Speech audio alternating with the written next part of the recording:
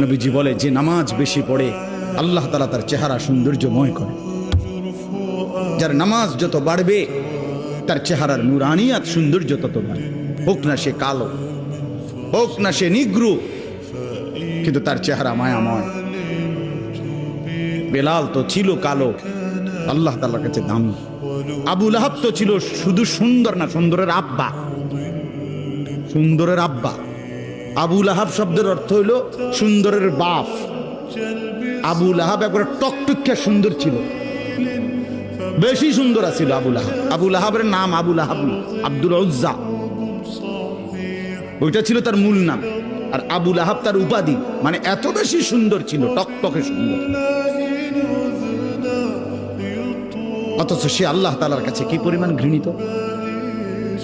কি ভাই, বেলাল কি পরিমাণ প্রিয়, কি পরিমাণ প্রিয়!